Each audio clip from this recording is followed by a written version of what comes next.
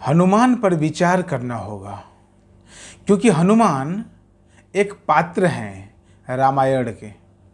हनुमान एक पात्र हैं रामायण के, लेकिन उनकी पात्रता को देखना होगा, उनकी पात्रता को समझना होगा। रामायण में हनुमान जैसे और भी पात्र हैं। रामायण में हनुमान जैसे और भी वानर सेना हैं। उन वानरों में हनुमान भी एक वानर हैं, एक बंदर की प्रजाति के जीव हैं, एक सामान्य जीव हैं, कह सकते हैं कि एक पशु हैं।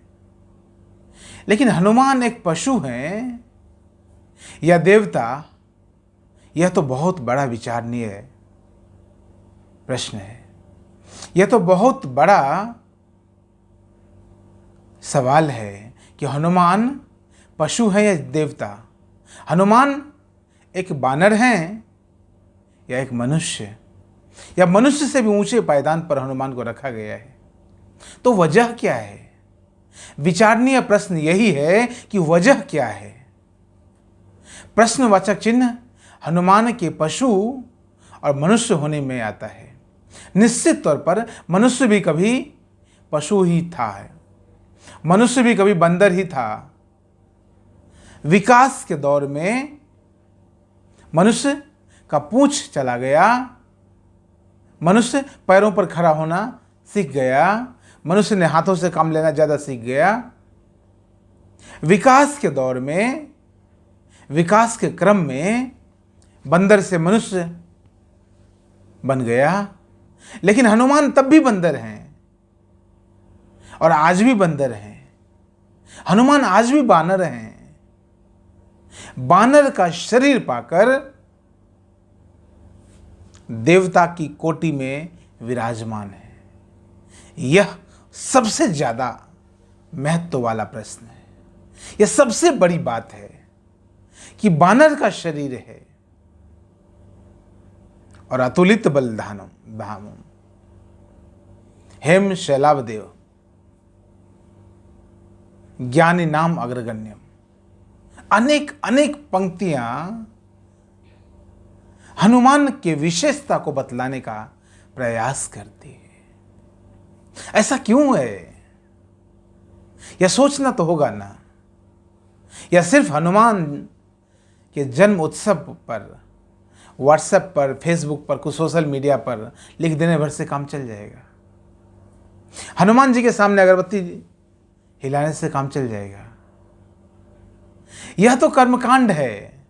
कर्मकांड भी कीमती है, लेकिन उससे जो ज्यादा कीमती है इस परिप्रेक्ष्य में वो है हनुमान के महत्व को समझना, हनुमान के अस्तित्व को समझना, हनुमान की पात्रता को समझना।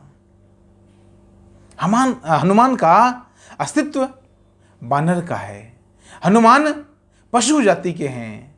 हमारा शास्त्र कहता है ये शाम न विद्या न तपो न दानम न चापि शीलम न गुणो न धर्म ते मर्त्युलोके भुवि भारभूता मनुष्य रूपेण मृगाश्चरन्ति। हमारा शास्त्र कहता है ये शाम न विद्या न तपो न, जिनके पास न विद्या है, न तप है, न दान है, न शील है, न ये गुण है, वैसे लोग पृथ्वी पर मनुष्य के रूप में तो हैं, लेकिन वो पशु की भांति जी रहे हैं। कहने का भाव यह है कि पशु का शरीर बहुत ज्यादा महत्व नहीं रखता है। पशु का भी शरीर हो, लेकिन आत्मा का विकास हो, तो उन पशुओं की भी बहुत महिमा गाई गई है। और उन्हीं पशुओं में एक हनुमान है जिनकी महिमा आज भी गाई जा रही है। यह तो एक बात है कि शरीर के भीतर जो एक तत्व है, उस एक तत्व को जान लेना पशु भी जान सकता है, एक बानर भी जान सकता है, तो एक मनुष्य क्यों नहीं जान सकता? यह मनुष्यों के लिए प्रेरणादायी होना चाहिए। हनुमान मनुष्यों के लिए प्रेरणा के स्रोत हैं।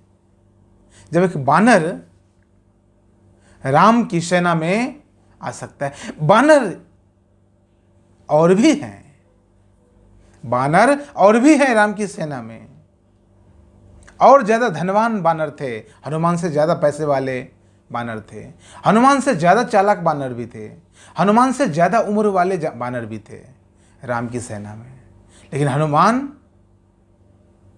कहते हैं ना, राम हनुमान की वजह से भी जानते हैं, हनुमान राम की वजह से भी जाने जाते हैं, यह बात भी सत्य है। लेकिन हनुमान की वजह से राम भी जाने जाते हैं, यह बात भी सत्य है। सिक्के का एक पहलू यह भी है, मैंने कहा कि एक बानर पूजनीय हो सकता है,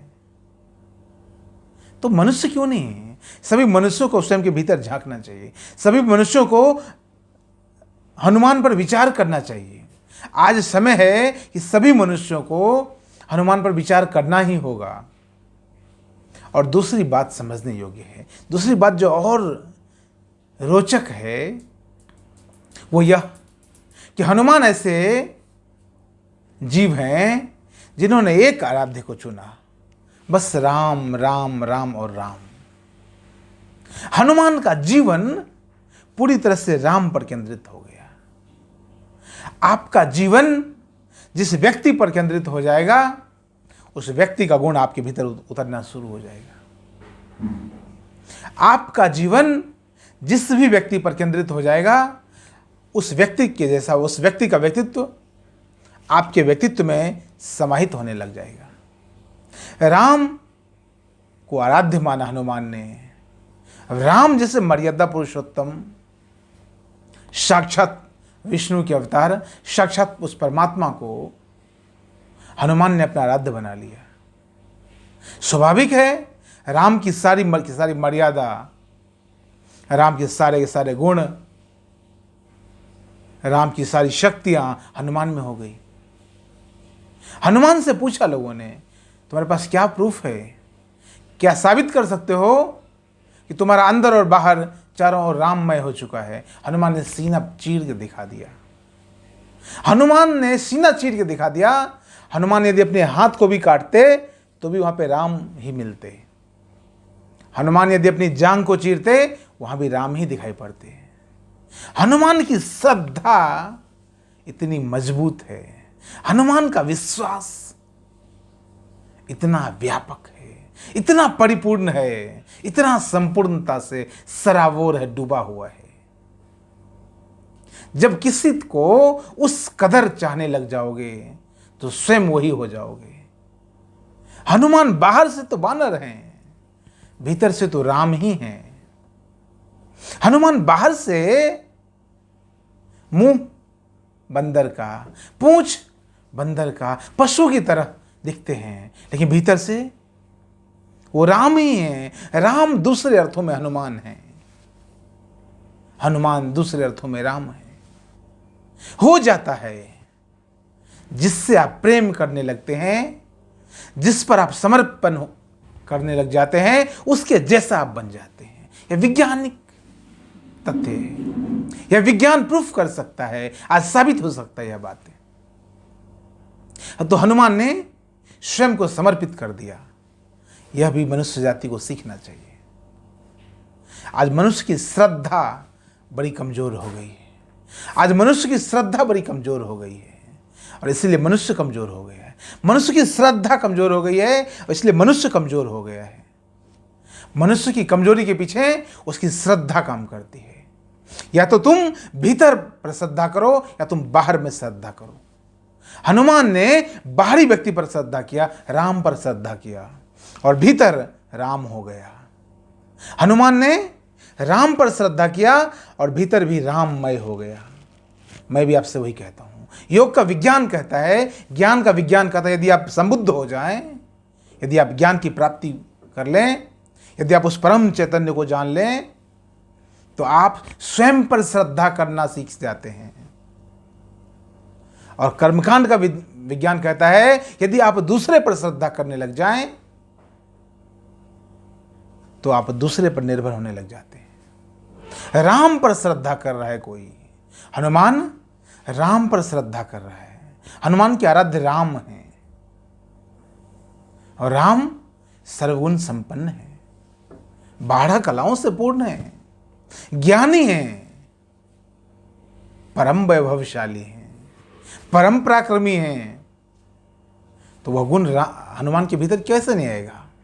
आप भी यदि स्वयं पर श्रद्धा करेंगे, जिस दिन आप ज्ञान को प्राप्त कर लेंगे, जिस दिन आप संबुद्धि को प्राप्त कर लेंगे, संबुद्ध हो जाएंगे, आप स्वयं पर भरोसा करना सीख जाएंगे, स्वयं पर श्रद्धा करना सीख जाएंगे। तो दो ही मार्ग है, या तो स्वयं पर श्रद्धा करना आपको आना चाहिए, और स्वयं पर श्रद्धा करने के लिए आपको ध्यान में डुबकी लगाना होगा, या बाहरी व्यक्ति पर श्रद्धा करने के लिए हृदय में प्रेम चाहिए, वह उन्माद चाहिए, वह समर्पण चाहिए। या तो समर्पण बाहर के प्रति हो जाए या भीतर के प्रति हो जाए, दोनों स्थिति में आपके भीतर राममय स्थिति हो जाती है, दोनों स्थिति आपको राम बना देती है। शास्त्र कहते हैं कि हनुमान शिव के अवतार, रुद्र अवतार है। कैसे नहीं होंगे, कुछ भी हुआ जा सकता है। मैंने कहा ना, जिस पर श्रद्धा करेंगे आप वैसा ही बन जाएंगे। तो हनुमान यदि राम पर श्रद्धा करें तो राम की तरह कैसे नहीं बन सकते हैं।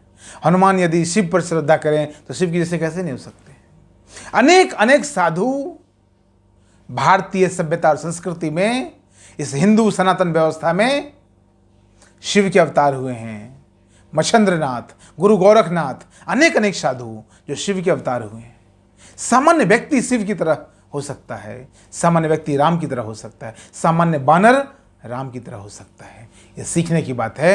हनुमान जन्मोत्सव पर, हनुमान जी के हैप्पी बर्थडे पर आप सबों को मैं यह संदेश देना चाहता हूँ कि सिर्फ और सिर्फ सोशल मीडिया पर happy birthday to Hanuman ji लिखना काफ़ी नहीं है। स्वयं के भीतर झांकिए। बहुत सही दिन है आज, पूर्णिमा की रात है, पूर्णिमा की रात है और आपको पूर्ण होना है। पूर्णिमा की रात है और आपको पूर्ण होना है।